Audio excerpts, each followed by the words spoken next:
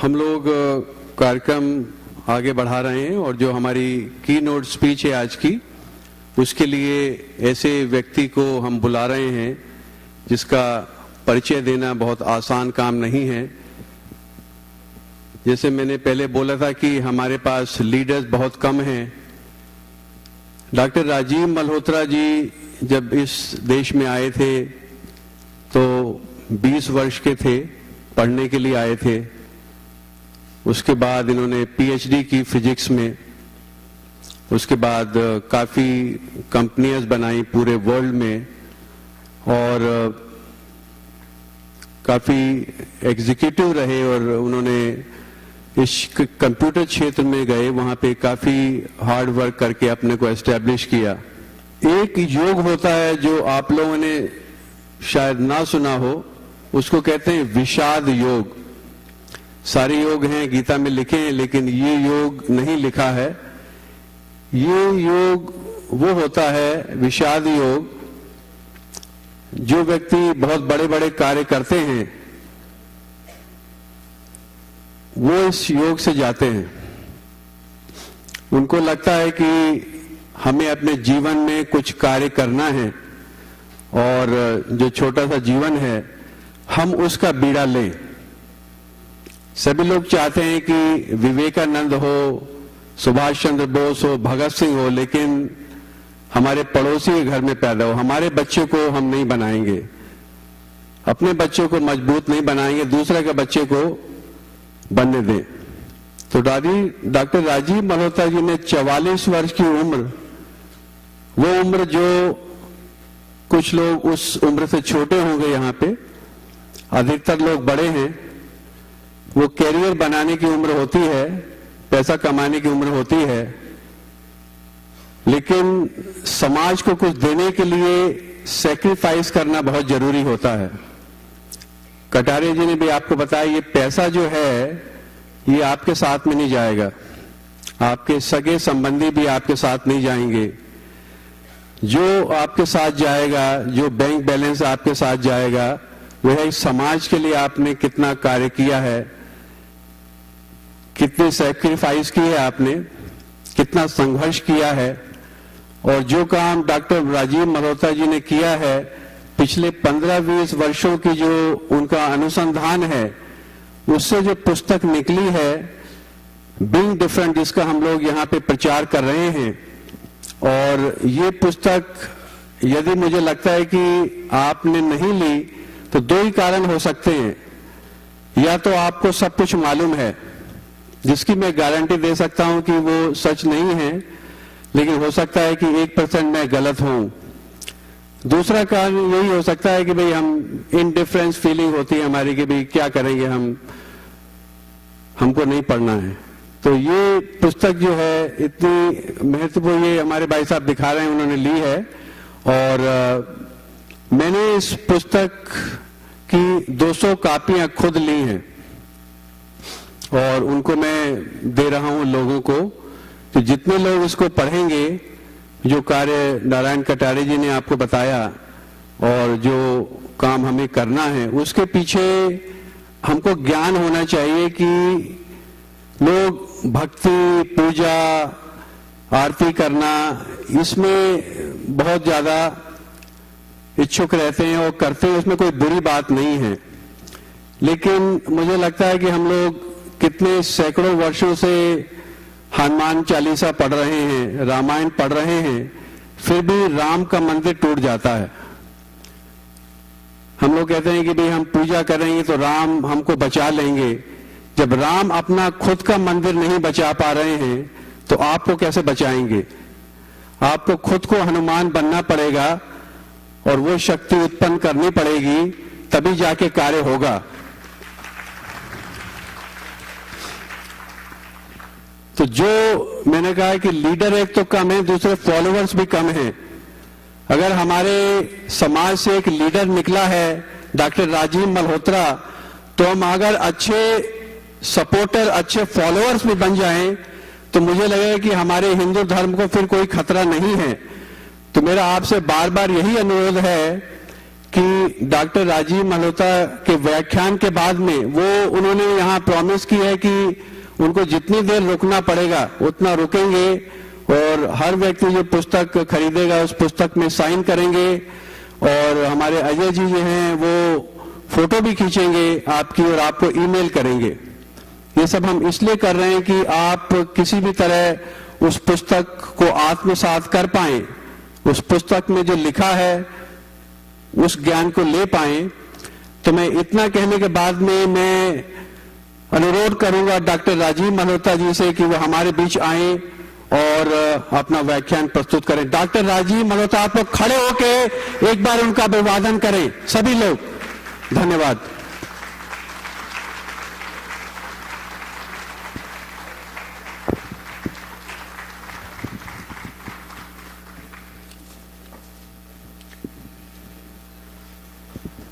नमस्ते। देवेंद्र जी, आपको धन्यवाद। आपने कितने सालों से ये काम किया, जो बहुत कठिन काम है और बहुत कम लोग हैं जो इस तरह का काम कर सकते हैं और इतना रिजल्ट निकाल सकते हैं। मैं एक पुस्तक के बारे में कुछ विचार करूंगा जो मैंने नई पुस्तक निकाली है, जिसका नाम है बीइंग डिफरेंट।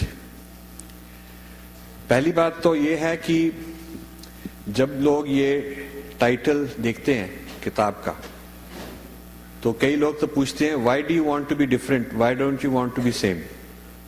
कई लोग तो ऐसे बोलते हैं। और एक साल मेरे को लगा 1 ईयर पब्लिशर ढूंढने के लिए जो इंटरनेशनल बिग पब्लिशर हो, क्योंकि पब्लिशिंग हाउसेस भी यही पूछते थे कि Rajiv you write a book on being same, तो फिर हम पब्लिश कर देंगे। बीइंग डिफरेंट थोड़ा घबरा जाते हैं लोग। तो ये समझना चाहिए पहले कि क्यों लोग बीइंग डिफरेंट से घबराते हैं।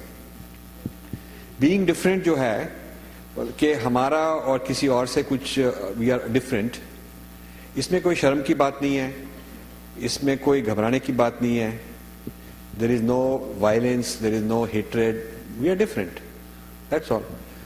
सो लोग घबराते हैं क्योंकि या तो उनको इंफीरियरिटी कॉम्प्लेक्स है कि हम अपने आप को डिफरेंट समझेंगे तो शायद कोई प्रश्न पूछेगा हमारी संस्कृति के बारे में और शायद हमको ना पता हो तो शर्म आएगी, या उनमें इंफीरियरिटी कॉम्प्लेक्स है कि हम बुरे थे, जो हमको कॉलोनियलिस्ट ने अपने हिस्ट्री के बारे में गलत सिखाया है तो वो हम सीख गए हैं। जो हमने 1000 साल गुलामी की है उसमें काफी दबे हुए थे, तो हमको इंफीरियरिटी कॉम्प्लेक्स हो गया, तो इसलिए हमको डिफरेंट होने में घबराहट होती है। ये भी एक कारण है। और कई डिफरेंस से घबराते हैं बिकॉज दे फील सुपीरियर। जैसे कोई जो कॉलोनाइजर है, जो कॉन्करर है, जो स्लेव ओनर है, वो अपने आप को सुपीरियर समझता है और उसको डिफरेंट होने में गिल्ट होती है क्योंकि उसको याद आता है कि हमने कोई गलत काम किया है।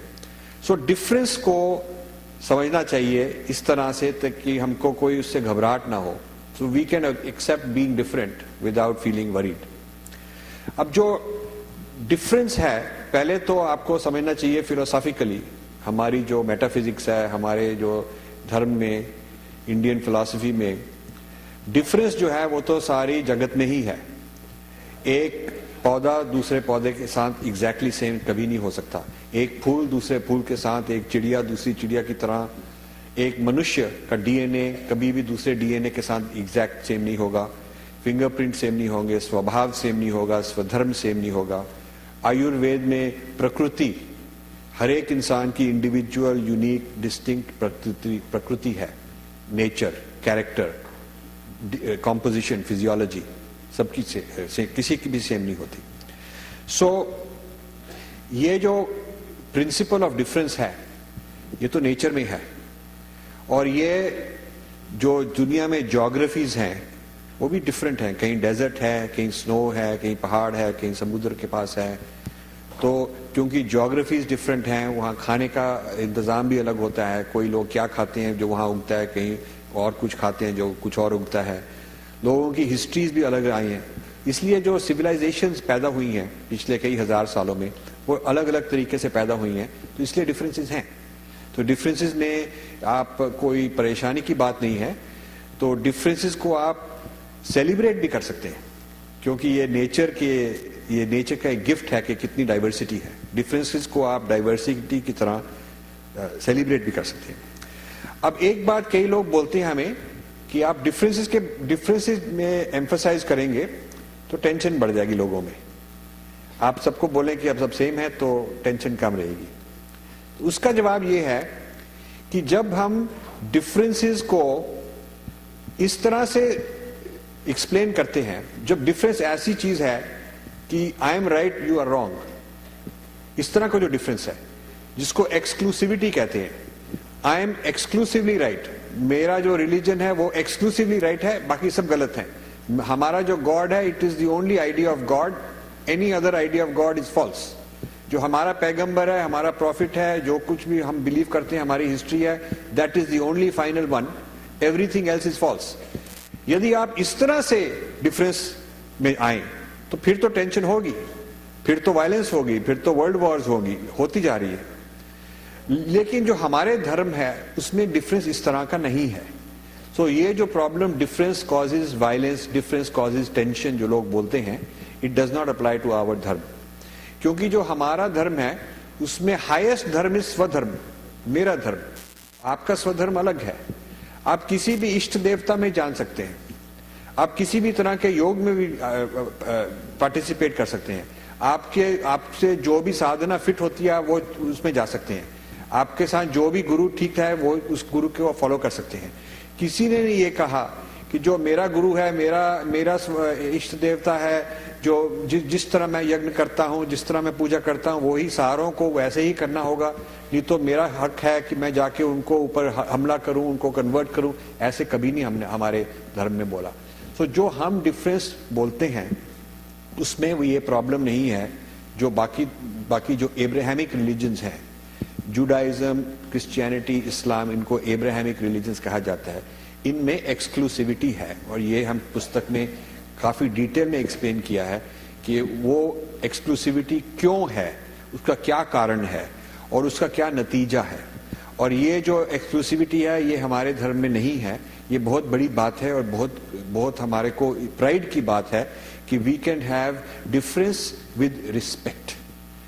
बाकी जो वेस्टर्न ट्रेडिशंस हैं उनमें कहा जाता है टॉलरेंस, कि जब भी आप किसी क्रिश्चियन को पूछो what is your policy towards other religions, तो वो बहुत प्राइड से बोलेंगे वी टॉलरेट यू। तो हम उनको कहते हैं कि आप घर जाके अपने स्पाउस को बोलो आई टॉलरेट यू, तो वो तो बेइज्जती की बात है। आप अपने स्कूल में जाके स्टूडेंट्स को बोलो आई टॉलरेट यू, तो वो तो बहुत बुरी बात है। इट मीन्स कि आप लोग इंफीरियर हैं, आप में कोई गलती है, आप you are not up to the standard, but I put up with you. आप किसी के साथ डिनर खा रहे हैं, बैठे हैं, समझो वो आप बोले कि I tolerate you to sit next to me, तो ये तो बहुत इंसल्ट हो गया। टॉलरेंस वो इसलिए बोलते हैं because they can not respect करें, तो इसका मतलब जो आपका धर्म है वो भी लेजिटिमेट है, वो ये नहीं कहना चाहते, तो इसलिए वो टॉलरेट कर सकते हैं, मतलब कि you will go to hell but I will tolerate you. So ये जो आइडिया ऑफ टॉलरेंस है, इसमें बहुत बड़ी कहानी छुपाई गई है। वो छुपाई गई है कहानी कि ये एक्सक्लूसिविटी की बात है कि हम ठीक हैं, आप गलत हैं, तो हम आपको टॉलरेट कर देंगे। लेकिन हम जो कह रहे हैं टॉलरेंस की बात नहीं है, हम कह रहे हैं म्यूचुअल रिस्पेक्ट। लेकिन उसका मतलब हमारा धर्म ठीक है हमारे लिए, आपका जैसे भी धर्म है आपके लिए ठीक है, आप समझते हैं ठीक है, तो हमें उससे कोई इंतजार नहीं है। I will respect you, but I want you must respect me also. I am not trying to convert you, I'm not trying to hate you, but you better not do that to me. It doesn't mean I am weak. It doesn't mean I am weak. तो मेरे को किसने बोला कि ये mutual respect में एक problem है, तो हमने कहा क्या प्रॉब्लम है? तो उन्होंने कहा कि देखिए आपको फिर बिन लादेन को रिस्पेक्ट करना पड़ेगा। तो हमने कहा नहीं, because mutual, mutual means he must respect मी। जब हम किसी को कहते हैं let's have mutual respect, unconditional respect नहीं हमने बोला, हमने ये नहीं कहा हम अनकंडीशनली हर एक को ही रिस्पेक्ट करेंगे चाहे जैसा भी आदमी हो, वो नहीं ठीक बात, क्योंकि उसमें तो फिर बिन लादेन को भी रिस्पेक्ट करनी पड़ेगी। म्यूचुअल रिस्पेक्ट मीन्स कि हम बिन लादेन को बोलेंगे you must respect me and I will respect you, तो बिन लादेन ये नहीं एक्सेप्ट कर सकता, क्योंकि बिन लादेन के जो धर्म है, बिन लादेन का जो रिलीजन है, उसमें एक्सक्लूसिविटी है, उसमें यह है कि सिर्फ हम ही ठीक हैं और आप लोग गलत हैं, और हमको आप सब लोगों को कन्वर्ट करना है और हम आप सब लोगों को रिस्पेक्ट नहीं दे सकते, इसलिए Bin Laden is disqualified for respect, क्योंकि वो हमको रिस्पेक्ट दे, रिवर्स रेसिप्रोकल नहीं दे सकते। अब ये जो म्यूचुअल रिस्पेक्ट की बात है ये मामूली लगती है, लेकिन काफी गहरी बात है। हमको 2000 ये जो 9/11 हुआ तो उसके बाद काफी पाकिस्तानी घबराए हुए थे इस कंट्री में, और काफी इंडिया के साथ भाईचारा करने की कोशिश कर रहे थे, because they were scared, so they were being very friendly to Indians. तो हमको डैलस बनाया गया किसी ने, और एक पाकिस्तानी रेडियो स्टेशन था, तो उन्होंने इंटरव्यू हम किया, तो हमने अपने टॉक में, रेडियो टॉक में म्यूचुअल रिस्पेक्ट के बारे में कहा कि म्यूचुअल रिस्पेक्ट होनी चाहिए, we should respect each other. तो कॉलर्स फोन कॉल्स आई, तो एक लेडी ने हमें क्वेश्चन पूछा, और बाद में इंटरव्यू के बाद मेरे को किसी ने बताया कि ये बहुत प्रोमिनेंट पाकिस्तानी कम्युनिटी लीडर है डैलस की, पर उस वक्त मेरे को पता नहीं था। तो उन्होंने कहा कि thank you for calling Rajiv ji, thank you for coming, I really like your talk, बहुत अच्छा लगा आपकी म्यूचुअल रिस्पेक्ट के बारे में बात बहुत अच्छी लगी। We also on behalf of all the Pakistani Muslims I want to tell you we also agree with mutual respect. उन्होंने कह दिया। मैंने कहा I am very glad, let me explain what you are respecting about me. You are respecting my right to worship images. You are respecting that I have many avatars in my faith. You are respecting that I believe in reincarnation and karma. You are respecting that we worship the divine in feminine form. Female goddess hamare hai. She hung up. Because you see, these things are not allowed in Islam. These things are not allowed. You can't worship images. You can't believe in reincarnation. You can't worship the divine in female form like that. So, कहने की बात तो बड़ी आसान है कि हाँ हम भी म्यूचुअल रिस्पेक्ट कर रहे हैं, और कई लोग जो 99% हमारे जो लोग हैं वो at that point they would not push it further, they would say हाँ ठीक है इन्होंने हमारे को रिस्पेक्ट कर दिया तो हम बात खत्म होगी। But you don't have to stop there, you have to make it go further. तो जब हमने उनको एक्सप्लेन किया कि हमारा डिफरेंस क्या है, ये चीजों में हमारे फेथ में ये चीजें हैं, मैंने ये नहीं कहा कि आप गलत है हम ठीक है, ये नहीं हमने कहा कि जो हमको आप रिस्पेक्ट दे रहे हैं इन चीजों का रिस्पेक्ट दे रहे हैं, थैंक यू वेरी मच। तो she had to hang up because it is banned in Islam to respect these things. This is a very important point. So जब भी लोग ये जो म्यूचुअल रिस्पेक्ट की बात है ये बहुत बड़ी बात है। सबसे पहले ये आइडिया आया एक कैलिफोर्निया में एक मेजर यूनिवर्सिटी है, तो वहां पर एक सेंटर फॉर रिलीजियस हार्मनी शुरू कर रहे थे, और हर एक रिलीजन के एक रिप्रेजेंटेटिव को बुलाया था इनॉग्रेट करने के लिए, और हमको बुलाया था हिंदुइज्म के रिप्रेजेंटेटिव। तो वहां पर एक रेजोल्यूशन पास कर रहे थे, जो रेजोल्यूशन में था कि all these religions agree to tolerate each other. तो जब हमारी टर्न आई हमने कहा कि ये टॉलरेट को निकालकर म्यूचुअल रिस्पेक्ट डाल दो, because tolerance is not good enough. Tolerance is not good enough. क्या 21st सेंचुरी में आने वाले हैं, उस वक्त तो 1990s था, तो we are still talking about tolerant, ये क्या बात है, we have to respect each other.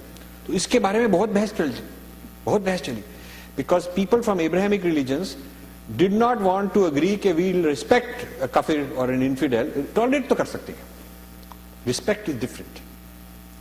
तो because I was chief guest from Hinduism, मेरे मुंह पर तो नहीं बोल सके, तो काफ़ी पोलाइटली बोलते गए, यहाँ थोड़ी डिले कर दी लैंग्वेज। तो जब मैं वापस न्यू जर्सी लौटा, तो next day the lady who was in charge of the dean of this university, she called me and said you created a big commotion. तो मैंने कहा क्या, what? Oh you wanted mutual respect for instead of tolerance. मैंने कहा don't you want respect? I want respect. What is wrong? Why are we worrying about mutual respect like a big deal? तो उस दिन मेरे को पता चला कि ये तो बहुत बड़ी बात है। तो मैंने ये स्वामी दयानंद सरस्वती जी से बात की। स्वामी दयानंद सरस्वती से we must demand mutual respect. ये क्या बात? फिर ईयर 2000 में, आपको शायद याद होगा, यूनाइटेड नेशंस ने एक मिलेनियम समिट की, वर्ल्ड रिलीजन्स की। सारे दुनिया के रिलीजन्स के जो लीडर्स थे उनकी एक यूनाइटेड नेशंस में कॉन्फ्रेंस हुई to declare a millennium of peace, कि अब ये नया मिलेनियम शुरू हो रहा है तो पीस होनी चाहिए। तो वहां भी एक रेजोल्यूशन पैदा हो रहा था जो सब समिट के बाद सब लीडर्स साइन करेंगे, और उस रेजोल्यूशन में लिखा था कि all of us make a resolution to tolerate each other. तो Swami Dayanand Saraswati, very smart man, very sharp, तो उन्होंने काटकर म्यूचुअल रिस्पेक्ट लगा दिया, and Vatican did not accept it. Vatican did not accept it.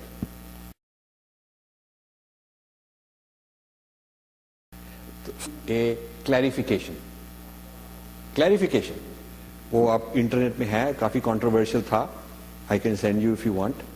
Declaration, clarification ये था, when we respect other religions, we respect that they have some good things in them, but ultimate salvation can only come through the church. मतलब आप kindergarten में हैं, आप high school में हैं, ठीक है, पढ़ रहे हैं, पर हम जो पीएचडी का काम है वो हमारे हाथ में ही है सिर्फ।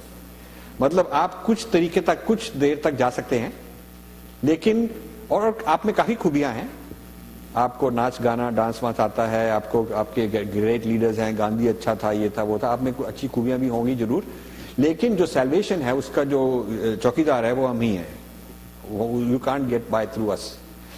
अब ये जो head of the Vatican delegation था न्यूयॉर्क में, जो रिप्रेजेंट कर रहा था, his name was Cardinal Ratzinger, and he is now Pope Benedict. When he became pope, they changed his name to Pope Benedict. So this is at that level.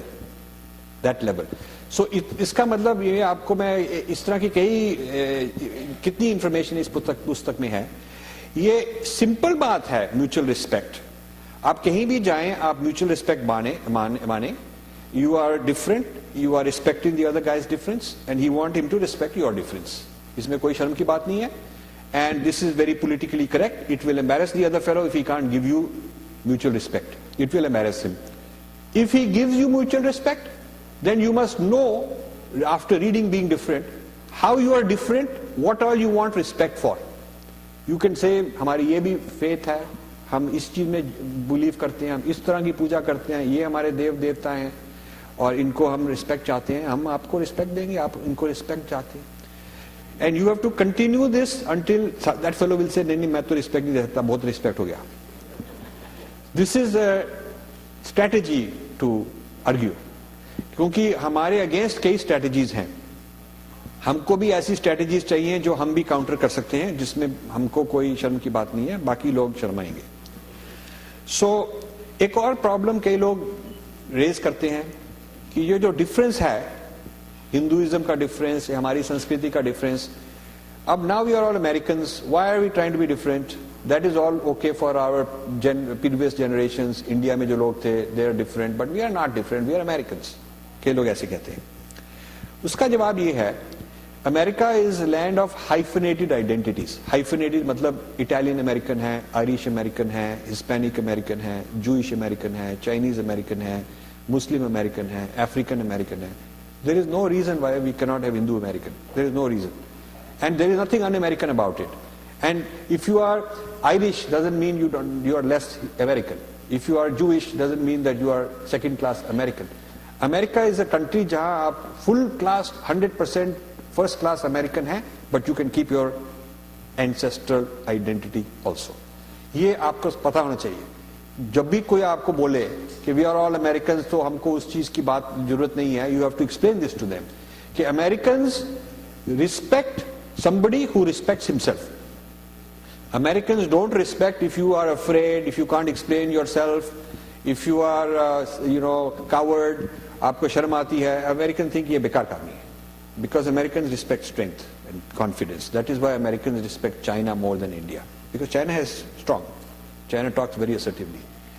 So there is nothing un-American about being different. You must know how to explain how our difference. Where are we different? Why are we different? How is it working for us? Why we feel that this is something valuable? ये difference जो है, ये एक बार हमको ये New Jersey में McGreevy was the governor. तो एशियन अमेरिकन कमीशन ने हमको कमिश्नर बनाया था. Seema Singh was in charge of that also. तो हमको फिर एशियन स्टडीज का प्रोग्राम न्यू जर्सी स्कूल्स में शुरू करने के लिए एक एशियन स्टडीज कमीशन बनाई, जिसमें आई वाज मेड चेयरमैन. सो हम डिस्कस कर रहे थे कि why Asian studies should be. ये तो 10 साल की पहले की बात है. Before all this rise of China, India and all were fashionable.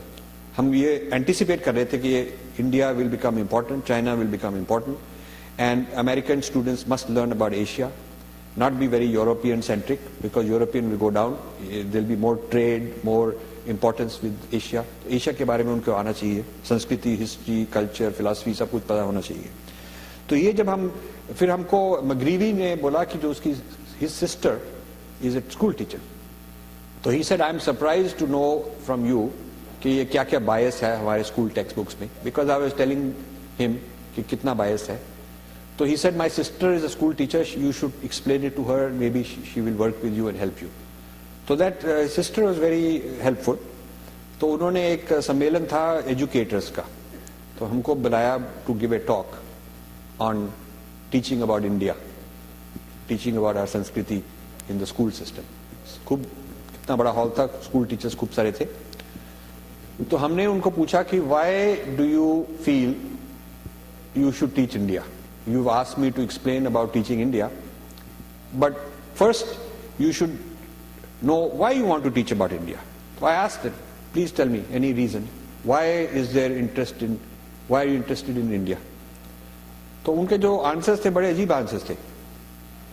एक ने कहा I like Indian food, एक ने कहा I have some Indian friends. ठीक है, वो भी अच्छी बात है. एक ने कहा I know somebody who went to India once, like that. एक ने कहा कि I like elephants. इस तरह की they said. So I said, but tell me from an educator's point of view. In your class, you're teaching white American kids. What is there about India that is relevant? They couldn't tell. So I had to tell them. I said, do you teach about Columbus? They said, yeah, we have a lot of course on that. So I said, why did he find America? Where was he going? Why did he, where, do you know that the story doesn't start that he just landed here? The story starts that the Queen of Spain was like a venture capitalist. आजकल जैसे venture capitalist invest in finding new R&D, new knowledge, क्योंकि उसकी बहुत value है. उन दिनों में they were looking for trade routes to India. They were trying to find new trade routes to India, and this venture capitalist, the Queen, funded and sponsored Columbus's trips looking for another trade route to India. Thinking that going across the Pacific, they did not know America बीच में है, they thought they will reach India. This is the idea. So you must understand why were they trying to find a trade route to India? I mean, they were not trying to find a trade route to something else. They were trying to find a trade route to India. That is why when he arrived, he thought these natives are Indians. They called Indians, that's why. So मैंने उनको पूछा कि you must tell them the history. आपको पता है history? They didn't know. Teachers. So I said कि Indian goods were very fashionable in Europe and very highly sought after. Textiles, the highest quality textiles, steel, extremely high quality metals, plant medicines, many kinds of things of Indian origin were considered prestigious. जैसे आजकल अब तो कम हो गया, पर पहले anything made in the West was considered very prestigious by people in India. So the same way, at that time, Europeans considered made in India to be very prestigious. उसकी बहुत डिमांड थी. और जो लैंड रूट था, जिसको silk route कहा जाता है, द ऑटोमन एम्पायर, टर्क्स का जो ऑटोमन एम्पायर था, मुस्लिम्स का Ottoman empire captured the land between Asia and Europe. So जो ऑटोमन एम्पायर था, it became created a trade blockade. So goods from India and China were not able to reach Europe easily. और जो पहुंच जाती थी उनका 20 times markup था. जो यहाँ पर 1 रुपए की चीज़ें वहाँ 20 रुपए की बिकती थी, जो इंडिया से निकली है वो 20 टाइम्स प्राइस पर यूरोप में बिकती थी. Because the Muslims were in the middle, their middle man trading, यहाँ से खरीद के वहाँ दे दिया in all that. So European economy was looking for a route to India bypassing the Ottomans. Land route was not viable because the Ottomans captured it. So they were looking for sea route. So this is why Vasco da Gama decided he'll come around Africa and go to India, and Columbus was going looking for a way to the Pacific Ocean to reach India. So this is the origin of America. This is why India is important. One reason I gave. So लोग बहुत, they were very impressed, these teachers. कि this is how we should introduce India into the American school system. Then I gave them many reasons, many other Indian influences on United States of America. The transcendentalists of the 1800s, how they changed the philosophy, the theosophists, how they changed the philosophy, the Swami Vivekananda influence on American thought, huge influence. अब इस साल, अगले साल स्वामी विवेकानंद की 150th anniversary मनाई जा रही है. And Ramakrishna Mission is issuing a special commemorative book, जिसमें there will be 50 people writing, have been invited to write articles on this. So I'm very glad they invited me also to write one of those articles. So I just sent them my article 10 days ago. They were very happy with it. It's a 30-page big article. They accepted it. They said it should be 4,000 words, but mine is more than 10,000. They liked it and they accepted it. And the reason is that I wrote something very different, not just normal praise. I did a lot of research. Swami Vivekananda had certain influences which are not very well known, which I have written in this. 3-4 बहुत important differences हैं, important contributions हैं Indian philosophy के, जो स्वामी विवेकानंद के through western thought में आ गए. एक तो ये है, there was a very prominent physicist called Tesla, Nicholas Tesla, late 19th century में. तो he was also related indirectly to Einstein, and he was a big physicist. तो उस जमाने में physics believed in conservation of energy, एक law है, और conservation of matter एक और लॉ है. एनर्जी चेंज कर सकती है, but it will always, you can not create energy, you can not destroy energy. और मैटर का जो लॉ है वो भी, मैटर भी तुम जैसे मर्जी मैटर को चेंज करते जाओ, the total amount of matter will remain same. पर ये जो एनर्जी की बात है और जो मैटर की बात है, इनमें आपस में कोई संबंध नहीं था. There was no such thing कि एनर्जी एंड मैटर आपस में भी, they can be, one can become the other. There was no such idea. Energy is a separate entity, matter is a separate entity. So Vivekananda, in one of his talks, he gave many talks at Harvard, he influenced so many top philosophers. In one of his talks he said that according to our Sankhya, he gives, कि energy and matter are the same thing. They are two forms of the same thing. They are not separate things.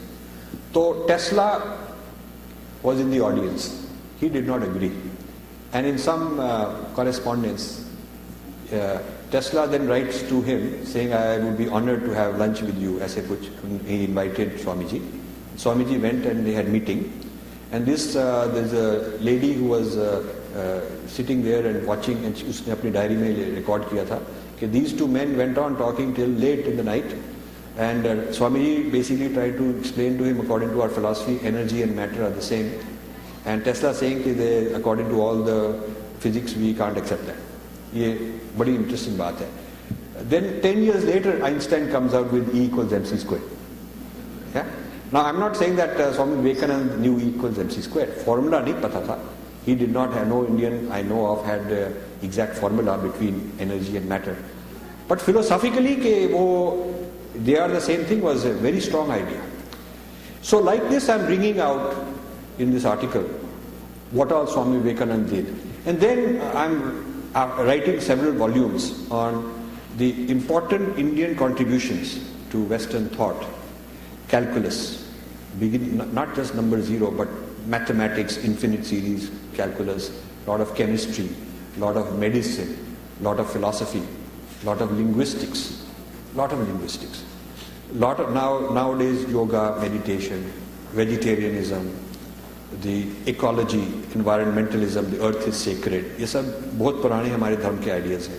So हर एक ये जो idea है, I'm finding out who were, ये जो खोज कर रहा हूँ, I'm going backwards. I'm finding out कि आजकल कौन अमेरिकन स्कॉलर है जो बहुत माना गया है, जो इस पर्टिकुलर टॉपिक के ऊपर लिखता है. इस तरह मेरे पास करीब 15 टॉपिक्स हैं जो वेस्टर्न थॉट में इंडिया से आए हैं. तो हर एक टॉपिक पर I find out who are the pioneers. Then I find out कि वो किसको कोट कर रहे हैं. They are always quoting Westerners. Then I read कि वो जो जिनको कोट कर रहे हैं, where did they get it from? So I keep, it's like a detective having to do research. And in all cases, I find out that originally they got it from some Indian, they got it from some Swami, they got it from somewhere. So, ये जो being different है, this is the first volume of 7 volumes I'm writing. जो भी बाकी 6 volumes हैं. अब ये इस पहली volume में foundation है, basic principles establish किए जा रहे हैं. तो बाकी 6 volumes में हर एक volume में एक अलग topic theme है कि how some very very important part of what is called Western civilization started in India actually, very important part. And most Indians don't know, hardly any Indians know, very very few Westerners know. जो इस बात को research India, जो Westerners ने ये चीज़ India में खोज की है, some of them are still alive. Some of them are still alive. And so I've gone and researched them. And some of them are not alive, but उनके students alive हैं. So you can go look at their private archives, their private diaries to find out where were they, how did they find out this or that. अब ये जो topics हैं इन 6 volumes में होंगी topics, they cover so much, even Christianity. One volume is on how leading Christian theologians in the last 150 years, leading, not ordinary people, but mashhur, have studied Hinduism and Buddhism, acknowledged it, written about it, and used it to influence their reinterpretation of Christianity. मतलब को Christianity को reinterpret करने के लिए कितना कुछ वो Hinduism और Buddhism की study करने के बाद लेके आए हैं. इस तरह ये मामूली scholars नहीं हैं, ये बहुत जो चर्च में बहुत माने जाते हैं ये scholars हैं. So when I have a debate with Westerners and they say ये हमारी Western thought है, I am able to show कि आपकी Western thought नहीं है, ये Western thought बन गई है, ये बहुत पुरानी Indian thought है. And it is not chauvinistic. It is not कि हम superior हैं, ये वो है. I give credit to the West. They have done a lot of good work also. But so have we. We respect you for good things you have done. You must also respect us. अब हमको कई लोग बोलते हैं कि why is it important? चलो ठीक है, मान ली आपकी बात. But why is it important? So again, we have to answer it in a very clever way. I tell my American, academic friends and intellectual friends, कि the West got so much civilization from Greek thought. कहते हाँ, Renaissance, the whole Renaissance is inspired by Greek thought. ठीक है. So now in every university, आप Princeton University में चले जाएं, there is a very prestigious department of classics, which is basically old Greek thought. तो आपको classics पढ़ने का क्या शौक है? आप क्यों पढ़ते जा रहे हैं? Why is it important to teach in the humanities and social sciences teach that the foundations of Western civilization start with Greek thought and the Greek origin of so many ideas. If old things are not important, तो वो आप भूल जाएं. आप क्यों नहीं भूल सकते? तो they tell me कि नहीं, एक तो हिस्ट्री के लिए बड़ा एक्यूरेट होना चाहिए. तो I tell them ये जो इंडिया से चीजें आई हैं वो भी एक्यूरेट होनी चाहिए. Then they say कि जो ओरिजिनल ग्रीक थॉट्स को कोट कर सकता है, प्लेटो को, सोक्रेटिस को, एरिस्टोटल को समझ सकता है, जो काफी कुछ वो पढ़ चुका है, तो his knowledge will be deeper. यदि वो ओरिजिनल चीजों को ना पढ़ा हो तो उसकी नॉलेज शैलो होगी. तो I tell them the same thing. You should be studying Bhartahari, you should be studying Abhinav Gupta, you should be studying Ramanuja, you should be studying Adi Shankara, you should be studying Nagarjun. I can list you 50 great Indian thinkers, every one of them at least as great as any Westerner ever. So why aren't you able to introduce these classical Indian thinkers into the curriculum? जो आपका classics department है, it should not be only Western classics. अब because of the lobbying, one or two Chinese thinkers have been introduced into Department of Classics in some universities, and some Arabic thinkers also because of Islamic lobby, but not great thinkers of our culture, not in the classics department. आपको religion department में अलग तरह से सिखा देंगे, but classics is still जहाँ से civilization शुरू हुई, तो वो उसमें west अपने आप को बिल्कुल exclusive मानता है कि हमने civilization शुरू की है और हम ही बाकियों को फैला रहे हैं शुरू से. So मैंने उनको कहा कि the reason you require students to quote Plato and Aristotle and so on, and it's considered a sign of being very smart student if you can do that. But you do not require that when the idea came from Indian thought. Reason is that you consider Greek people to be part of our past, our Western past. So they are our ancestors. That is how you think of Greek. So you give them respect. But you think of Indians as those people over there. So because they are those people over there, acknowledging them might even be threatening. कि वो लोग उनको पास इतना ज्ञान था, तो हम how can we be exporting knowledge and teaching them, because हमने भी तो उनसे भी काफी ज्ञान सीखा है. So this is a complex you have. This is a superiority complex. This is a problem you have. और if you are talking about universalism and globalization, तो आपको फिर you must also globalize the classics. The teaching of the world classics should be globalized. So अभी I will finish. I don't know how much time I have, but I will finish soon. So हमने इस पुस्तक में काफी terms introduce किए हैं. एक term है Western universalism. Western universalism means कि जो सारे दुनिया के लिए ट्रूथ है. Western universalism is कि जो वेस्ट के ट्रूथ है, वेस्ट की हिस्ट्री है, वो सारी दुनिया के, it's like the template, it's like the trajectory of all the people of the world. They will follow the same path. Western history वाले लोग कह रहे हैं West's past is the present state of other people. Your present is our past, they will say, and our present should be your future. See? So, matlab, they are the gold standard, everybody has to follow. Western philosophy, same way, is the gold standard.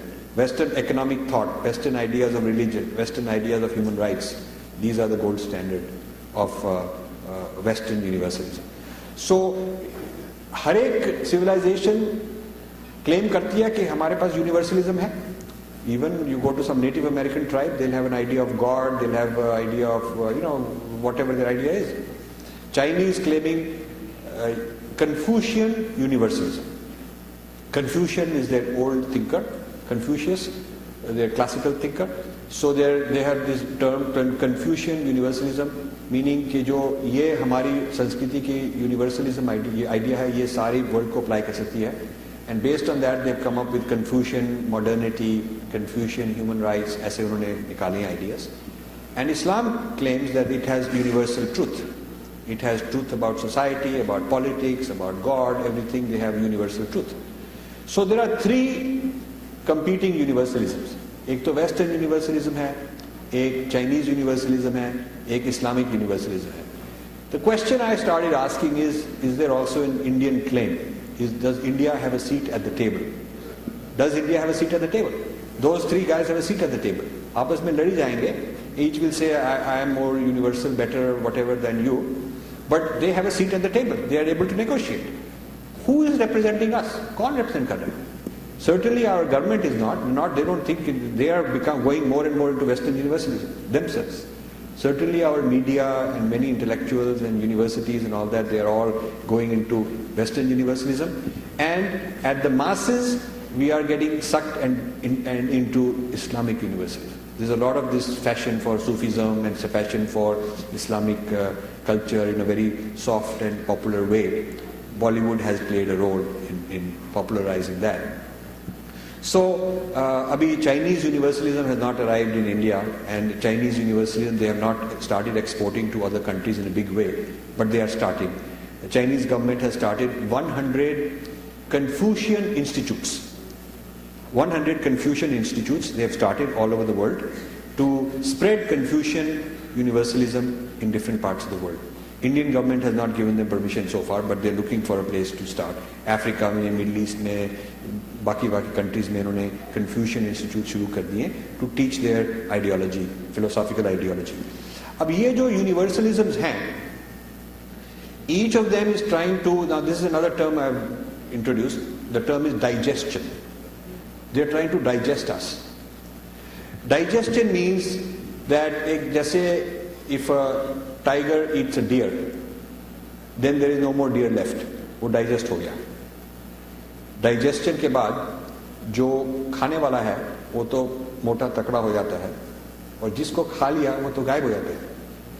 तो उसको जो उसको नहीं चाहिए था, उसके बाल और उसके पंजे, जो उसको डियर के पार्ट्स नहीं चाहिए थे, वो फेंक दिए, और जो उसने अंदर खा लिया और डाइजेस्ट नहीं हुआ तो वो उसने एक्सक्रीट करके फेंक दिया. लेकिन जो उसको पसंद आया, जो उसको यूजफुल लगा, वो उसने अपने डीएनए में एब्जॉर्ब कर दिया. जो डियर का डीएनए है, डियर की जो बॉडी है वो इट्स ब्रोकन डाउन. पहले तो टीथ ब्रेक इट डाउन, अंदर जाके स्टमक में एंजाइम्स वर्क उसको और छोटे छोटा बना देते हैं. इवेंचुअली जो इंडिविजुअल डीएनए का मॉलिक्यूल है वो भी सह नहीं जा सकता. Tiger can not accept even one molecule of deer DNA. It will be a foreign object. It will be toxic. उसको ब्रेक डाउन करना होता है into small small small molecules and atoms. और फिर जब वो बिल्कुल डियर रहा ही नहीं, फिर उसको दोबारा री integrate into the tigers body, into the tigers DNA. So the deer DNA is disassembled, broken down, and reassembled as the tiger's DNA. This is what digestion means. So civilization जब digest करती है दूसरी civilization को, तो जिस civilization को खा लेती है उसको तोड़कर उसके छोटे मोटे पीसेस, उसके सिंबल्स, उसके छोटे मोटे आइडियाज, उसके फिलोसोफर, उसके जो कुछ भी वैल्यूबल है, उनको अलग अलग करके तोड़ के सिविलाइजेशन तो खत्म हो गई, जैसे डियर खत्म हो गया, और जो छोटे छोटे उसकी चीजें पार्ट्स हैं उनको अपने आप रीअसेंबल करके अपना बना देती है. जैसे क्रिश्चियनिटी डाइजेस्टेड पेगन्स. अब ये जो क्रिसमस ट्री है, it was not from Christianity. There is no Christmas tree at the time of Jesus. It was a pagan thing which was brought into Christianity. जो ईस्टर है, जो Valentine's day है, ये जितने भी there are so many ideas, philosophies, symbols, rituals in Christianity which are not of Christian origin but digesting pagan. And also European and Western culture ने Native Americans से काफी कुछ डाइजेस्ट किया, Africans से काफी कुछ डाइजेस्ट किया, लेकिन उन कल्चर्स को डिस्ट्रॉय कर दिया. पेगन्स खत्म हो गए और पेगन्स के जो यूजफुल आइडियाज थे वो ले लिए. सो जो डाइजेस्ट हो जाता है, पीपल आस्क मी, तो इसमें क्या बुरी बात है, हम डाइजेस्ट हो जाएंगे, अरे बड़ी बात है. गुरुज हु टेल मी कि suppose they digest yoga into Christian yoga, तो बहुत अच्छी बात है, इसका मतलब और लोग सीखेंगे योगा. तो I tell him it's like a foolish deer. जो बाकी डियर्स को कहता है कि अरे हमको शेर खा लेगा तो बहुत अच्छा रहेगा, ये शेर बहुत तकड़ा है, बहुत दूर भागता है, तो हम भी इसका मतलब उसके पेट में बैठ के हम भागेंगे. It's a foolish thing to think that way.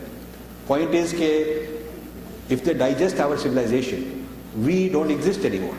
Our civilisation has no separate existence. या तो आप ये कहें कि अल्टीमेटली 50 साल के बाद सिर्फ वेस्टर्न यूनिवर्सलिज्म रहेगा, इस्लामिक यूनिवर्सलिज्म रहेगा, चाइनीज यूनिवर्सलिज्म रहेगा, और जो धर्मा ट्रेडिशन है वो एज सेपरेट तो नहीं रहेगी, पर वो खा पीकर तीनों को मजबूत करेगी, स्ट्रांग करेगी। हमारा यही फर्ज है। हम we are here to be digested and be fed into other people and make them happy. If you want to be the deer volunteering to go to the tiger and saying please eat me, I am here for that reason only, that you must be clear कि हम ये कर रहे हैं। यदि आप consciously ये करना चाहते हैं तो फिर तो ठीक बात है, it is your choice, but you must know that if you are getting digested, this is the outcome.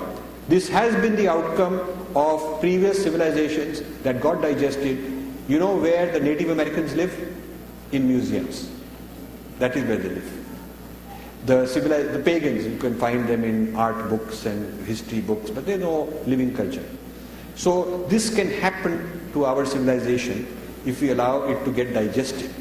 So जो being digested है, हम उसको problem समझते हैं. Being digested is the problem. So उसका opposite है being different. Being different. यानी इस तरह का difference हमने निकाला है इस पुस्तक में कि जब तक हम उस डिफरेंस को पकड़ के रखें कि ये हमारा डीएनए है, ये हमारा सिग्नेचर है, ये हमारा फिंगरप्रिंट है, these are things non negotiable, we will not negotiate these things. जब तक हम उन चीजों को पकड़ के बैठे रहें, we cannot be digested, because as long as we are very clear what is different about us, and I have chapter 2, 3, 4 and 5, these 4 chapters each talk about one very very big difference in great detail. आपको कि ये difference है, how it is different from them, why it is significant, why it is valuable, why we should preserve it. जिस तरह लोगों ने हमको miss translate करके डाइजेस्ट करने की कोशिश की है, उसमें क्या प्रॉब्लम क्या है, ये हमने हर एक डिफरेंस को अलग अलग चैप्टर में ऐसे एक्सप्लेन किया है. So my solution to the problem of being digested is these following points, and then I will close. One is, certain words in Sanskrit should remain non-translatable because there is no English word like that. For example, in this book I've given 20, in chapter 5 I've given 20 important Sanskrit words every child should know, every Hindu should know. What it means, what are the common mistranslated words and why they're mistranslated. For example, Atman is not soul, because animals don't have soul in the Western use of the term soul. Plants don't have soul, but they have Atma. Soul does not reincarnate. Atma reincarnates. इसका मतलब आपने reincarnation भी छोड़ दिया. And this idea that Brahman is सारे नाम रूप जो हैं, पेड़ पौधा भी ब्रह्म का ही नाम रूप है, इसका मतलब आपने बात छोड़ दी वो. It is not a simple job to translate this and say हाँ बात सेम होगी, because you have changed your whole philosophy. And we say तत्वमसि, अहम ब्रह्मस्मि, that unity, वो कभी नहीं कह सकते कि I am Jesus. They cannot say that. That unity, even in heaven, you ask a Muslim, real scholar, you ask a Christian theologian, when you go to heaven, you live, what is your relationship with Jesus and God? They say you live in their house as a guest. That is heaven. So it is not that you are one, but you are separate, and everybody else in your family and so on is all separate. It's like a retirement community. So you go to a retirement community and you live nicely there, play golf and eat chocolates and so on. But it is that dualism, that separation is permanent, it's always there. So philosophically, you do a lot of violence and a lot of harm when you take a non-translatable word and translate it. It would be perfect, it would be ideal if we spoke Sanskrit. अब हम संस्कृत नहीं सीख पाए क्योंकि हमको बचपन में सीखना था, नहीं सिखाए. लेकिन in my vocabulary, in my writing, I am discovering every year new words which are so unique, और उनके philosophy, उनके ऊपर meditate किया, उनके ऊपर research किया कि इनका क्या meaning है, और उस तरह का idea English language में है ही नहीं. So I keep them in, I bring them into my active vocabulary. And even when I'm writing in English, I use those Sanskrit words and never translate them because I want people to know what they mean. Just say ab yog hai. Yog can't be translated as exercise or gymnastics or prayer. Yog is yog. There is no equivalent in Western culture because they did not have yoga. Since they did not have yoga, they don't have a word for it. So we have to preserve that word so that we are the authority to explain what it means. You see, जब हमको वो digest करने की कोशिश करेंगे, as long as we say कि ये word यही सही word है, तो it means we can answer it. We are the authority. We have some resources to tell you इसका meaning क्या है. The moment we give up that word, then they will talk about soul क्या है, उनको पता है, then we will be arguing कि नहीं वो ठीक नहीं है, then we lost it, you know. So one important point is do not compromise the non-translatables, and this book will introduce more than 20 of them, and then there is many more I will be writing later. दूसरा है, we must understand our itihas and our philosophy. And this book will tell you quite a lot about our philosophy and our Sanskriti. And तीसरा ये है कि Indian contributions to world civilization we must understand. Not only this idea of Columbus, why he came, and mathematics and this and that, but बहुत चीजें. The whole of Chinese civilization, Japanese civilization, Korean civilization, ASEAN countries, they consider India to be the mother civilization, the way West considers Greece. You know, it's so amazing. Thailand में, ये हमारी government को भी नहीं पता इस चीज की कदर. थाईलैंड में 2005 में एक वर्ल्ड संस्कृत कांग्रेस हुई. World Sanskrit Congress. The crown princess, means king ki daughter, crown princess was the convener because she's a Sanskrit scholar. Maybe many of you don't know this, but she's a Sanskrit scholar. She's a student of Sanskrit. Because in Thailand they believe कि हमारे ancestors और हमारी जो civilization है वो India से आई है, and they have Ramayana painted everywhere, carved everywhere in their palaces, and they have special Brahmins जो marriage है, coronation है, birth है, सारी ceremonies वो करते हैं. And so they feel it is their mother civilization और संस्कृत आनी चाहिए और रॉयल फैमिली को पेट्रोनाइज करना चाहिए. Not only did the crown princess become a Sanskrit scholar, she sent her sons to India to a Sanskrit university to get training and come back. तो वो एक संस्कृत कॉलेज इनॉग्रेट करना चाहते थे और एक संस्कृत स्टडीज का मैगजीन निकालना चाहते थे. इसके लिए एक वर्ल्ड कांग्रेस हो रही थी, and they wanted participation and blessing from Indian government. Indian government refused कि हम सेक्युलर हैं सर, हम नहीं कर सकते. This is the Indian government. And there was one professor Amarjit Lochan in Delhi university who was the person working with the Thailand government to organize this. He was running around Delhi trying to get Indian government interested. It was BJP government at that time. They did not show interest. Not their priority. So he called me 2-3 years before this happened, because they were planning this for a long time. So he says कि we have to save face. Some Indian तो अपनी foundation से sponsor कर दो, हम कह दें कि इंडियंस आर स्पॉन्सरिंग इट. तो मैंने कहा मैं तो न्यू जर्सी में रहता हूँ. तो he says कोई बात नहीं, हम कह देंगे we are all worldwide people, we are global people, तो it's an Indians global foundation. तो आप sponsor, you be co-sponsor along with the crown princess, that will look good. Otherwise हमारी बेइज्जती होगी कि हमारे कल्चर ने उनको संस्कृत को डिसऑन कर दिया. It will be a big insult. So I signed a letter of agreement that हमारे पास पैसे थोड़े से थे. They are big country के वो king हैं. तो हमने कहा हमारे पास पैसा तो कम ही होगा, लेकिन हम अपना we will put our energy and mind to make this successful. तो उस वो agreement हो गया कि crown princess and I will inaugurate and we will have a big event. तो जब कॉन्फ्रेंस शुरू होने वाली थी, उससे करीब एक डेढ़ महीना पहले एक हमको अलार्म लेटर ईमेल आ गया कि HRD minister of the government of India would like to attend. You see, because after all the hard work is done, you see now it's a photo opportunity. Now suddenly they realise के सारी दुनिया के scholars आएंगे, media आएगी, it will become a very big thing, और Indian government absent है. पहले तो they did not take it seriously, how serious, what a big thing it is. But just when it was about to happen, then minister wants to come and show and become the big shot and show off and look like it's all his work.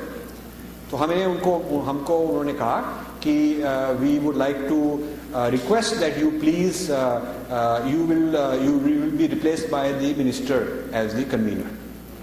So I said, this is a big insult and I have a letter here and this cannot be done. You can't do this. Who is he? He should have sponsored it and put more money and had his people involved. तो उन्होंने क्यों नहीं किया ये? How can you replace me? तो हमने भी बहस की उनके साथ. So they agreed that it will be a three-way affair. So the crown princess, with one side I will be there and the other side is Murli Manor Joshi. The three of us, all the photographs and all the videos, it shows three of us inaugurating the conference. This conference में I gave the first address, the keynote address, Sanskrit phobia and geopolitics.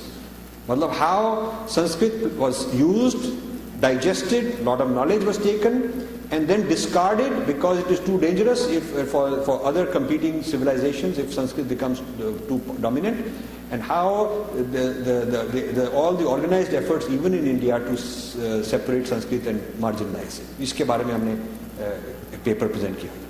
तो जब conference खत्म हुई तो last evening में Indian embassy ने reception throw किया because they realise कि बहुत बड़ी चीज़ है. To have good political relations with Thailand, we should use our Sanskriti. They realized that. So I went to this reception. वहाँ Indian ambassador था, बाकी Indian foreign service के कई लोग थे. तो I asked them, what is your strategy? बातों में I asked them, what is your strategy for using our civilization as soft power? Soft power means you use your civilization to project your importance to somebody else. So वो लोग, these young IFS officers, all pseudo-westernized, with similar kind of educational background as I also had, so I can't blame them. That is their educational background. They did not know what I'm talking about. And most of them would say things like, but sir, you are talking about as if you are BJP man, but we are secular, sir. We are, foreign affairs is secular, we have to be, we respect all people, we don't kill Muslims, we're not trying to attack Christians. ऐसे बोलने लगे. So मैंने कहा, I'm not talking about attacking anybody, I'm not talking about criticizing anybody, I'm not talking about knocking, that would be counter to our ethos. I'm just saying, why can't you project, our Sanskriti all over Asia and all over these ASEAN countries in order to build bridges, for economic ties and this and that. And our own Indian Foreign Service people had no idea about the importance of this. So this is understanding our contributions historically to Asian civilization, European civilization, American civilization is a very important part of it.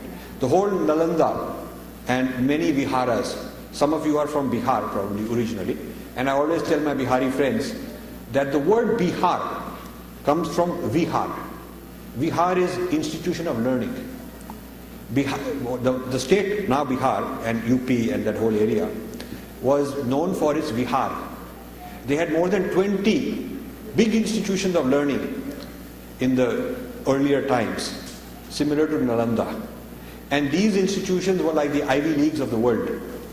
The people who went were the cream. The Chinese emperor would send the elite scholars to go learn there. Cambodian queen endowed a whole college in Nalanda so that she would get the privilege of sending the best students. Koreans, Japanese, they all would send the cream of their scholars to places in India. It was like the Harvard at the time. So we were the exporters of knowledge. India was the mother of civilizations and exporter of civilizations. Yeah? And now we are like a beggar wanting to get civilized from other people. So this is the tragedy that has happened to us. So this is what I am working on. And very important part is कि अपनी जो भाषा है, अपनी हिंदी भाषा है, संस्कृत तो नहीं हो सकी, लेकिन हिंदी हो सकती है. अगली पीढ़ी में यदि हम हिंदी सिखाएं और लोग हिंदी सीखें, तो ये हमारी this is another way to be different and not be digested. और आपको शायद ये पता हो या ना, I would like to share this, कि जब इंडिया इंडिपेंडेंट हुई तो there was a debate for constitutional amendment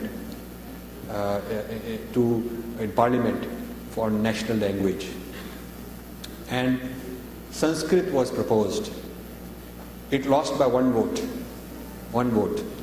Sanskrit would have been the national language of India if it had not happened.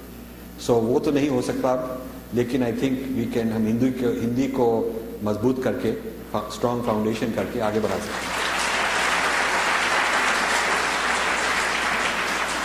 So I would like to close and Devendra जी धन्यवाद, आपने बहुत बड़ा काम शुरू किया है और ये काम करने वाले बहुत कम लोग हैं, तो अगली जनरेशन आपके लिए और भी ग्रेटफुल होगी क्योंकि ये हॉल जो है we will need a hall 10 times as big in the next generation. Thank you.